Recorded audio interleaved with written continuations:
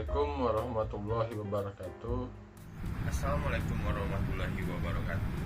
Perkenalkan, nama saya Erik Mumtaza Juanso Patra dengan NIM H1A119021. Kenalkan, nama saya Heru Kusuma dengan NIM H1A1190025. Di sini kami akan memaparkan materi tentang pemutusan hubungan kerja yang lebih dikenal dengan PHK.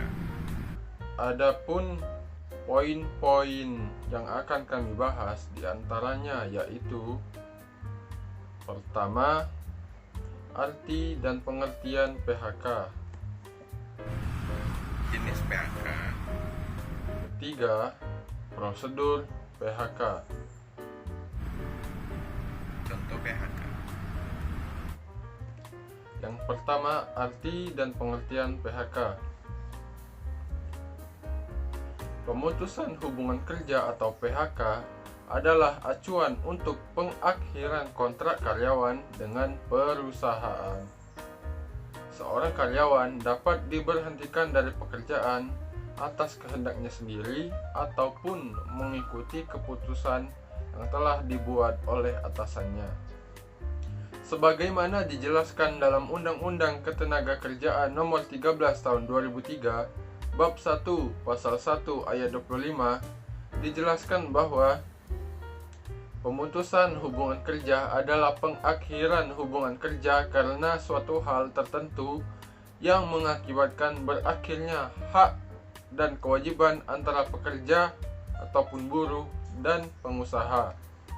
Dalam undang-undang tersebut dijelaskan secara rinci tentang pengertian PHK yang berada di bab 12 dari pasal 150 sampai pasal 172 yang berlaku bagi badan usaha yang memiliki badan hukum ataupun yang tidak memiliki badan hukum,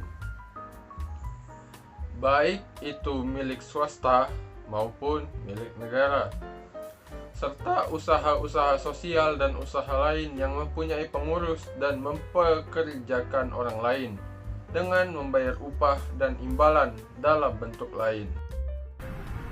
Yang kedua, jenis-jenis PHK. Jenis-jenis PHK terbagi dua, diantaranya PHK sukarela dan PHK tidak sukarela. Apa itu PHK sukarela? Seorang karyawan dapat secara sukarela memutuskan hubungan kerja dengan perusahaan. Seorang karyawan yang memutuskan hubungan kerja dengan perusahaan biasanya karena telah menemukan pekerjaan yang baik, mengundurkan diri untuk mulai bisnis sendiri, beristirahat sejenak dari pekerjaan, atau pensiun hingga meninggal dunia. Pemutusan hubungan kerja secara sukarela juga bisa merupakan hasil dari pemecatan yang konstruktif, berarti karyawan tidak memiliki pilihan lain. Karyawan bisa saja bekerja di bawah tekanan yang cukup signifikan dan kondisi kerja yang sulit seperti gaji terlalu rendah, pelecehan, lokasi kerja yang tidak memungkinkan, peningkatan jam kerja, serta hal lainnya.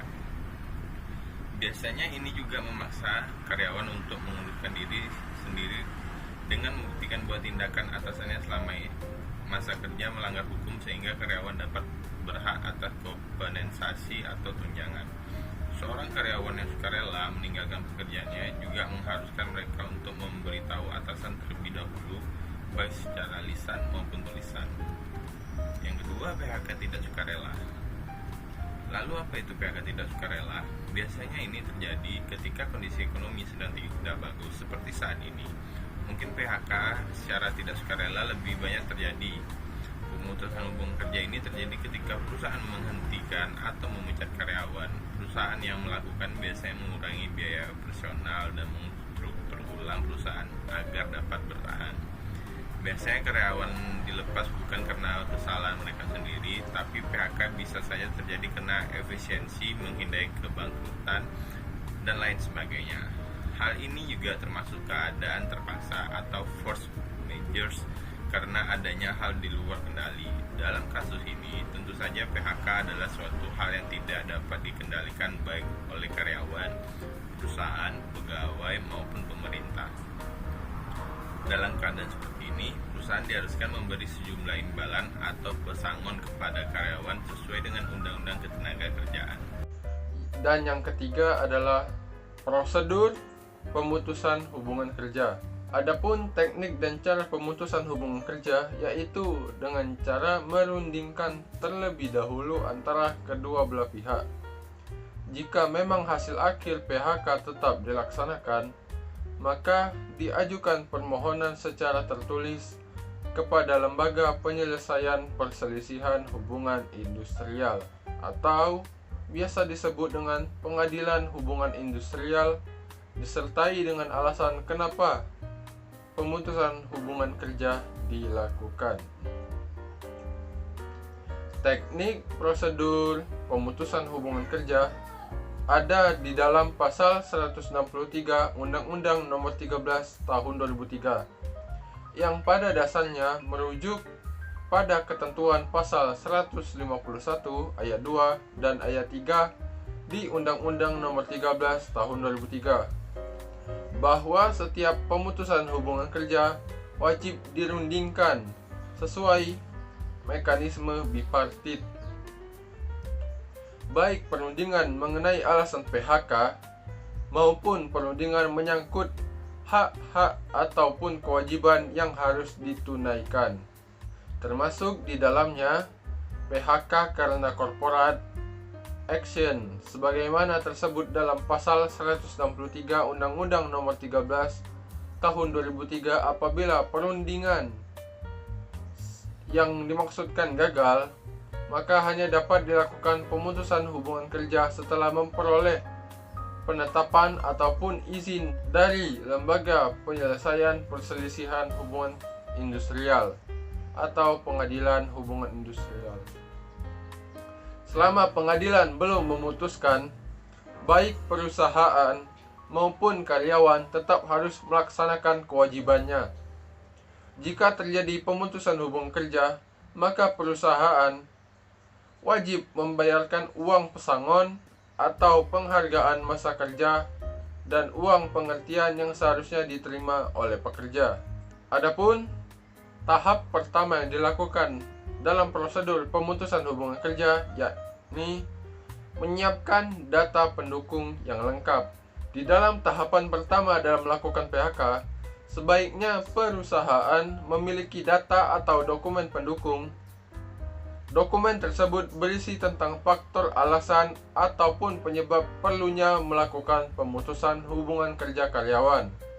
Misalnya, bentuk pelanggaran seperti apa yang sudah dilakukan karyawan atau bagaimana keadaan perusahaan sehingga perlu melakukan PHK, dan beberapa dokumen lain yang memang berkaitan dengan prosedur PHK. Tahap kedua yakni pemberitahuan kepada karyawan yang bersangkutan. Setelah menyiapkan data atau dokumen-dokumen pendukung, selanjutnya perusahaan harus melakukan pemberitahuan kepada karyawan yang bersangkutan. Karena hubungan industrial ini merupakan hubungan dua pihak, jangan sampai karyawan tiba-tiba diberhentikan tanpa pemberitahuan.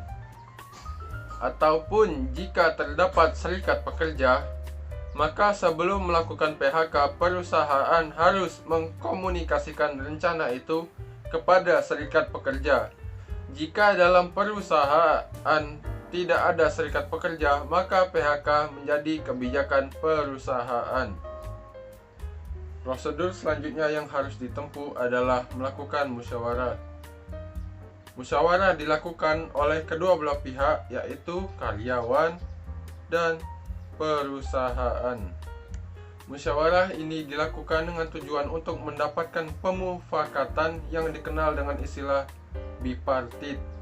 Melalui musyawarah ini, kedua belah pihak melakukan pembicaraan untuk menemukan solusi terbaik untuk perusahaan maupun karyawan.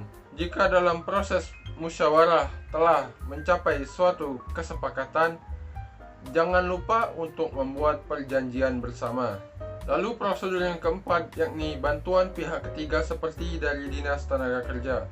Apabila ternyata dalam permasalahan yang terjadi tidak bisa diselesaikan dengan cara musyawarah, maka bantuan pihak ketiga yaitu Dinas Tenaga Kerja setempat itu sangat diperlukan. Tujuannya adalah untuk menemukan cara penyelesaian yang adil dan tidak memihak, apakah melalui mediasi ataupun rekonsiliasi.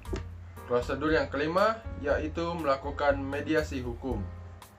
Jika dengan bantuan Dinas Tenaga Kerja penyelesaian masalah belum ditemukan, maka upaya hukum bisa dilakukan hingga pengadilan. Jika memang ada hasil akhir PHK tetap dilaksanakan, maka diajukan dengan melakukan pemohonan secara tertulis kepada Pengadilan Hubungan Industrial, disertai dengan alasan kenapa PHK dilakukan. Prosedur yang terakhir yaitu persiapan uang kompensasi. Bila akhirnya terjadi pemutusan hubungan kerja, perusahaan wajib memberikan uang kompensasi. Dalam hal ini adalah pesangon atau uang penghargaan masa kerja yang seharusnya diterima oleh karyawan.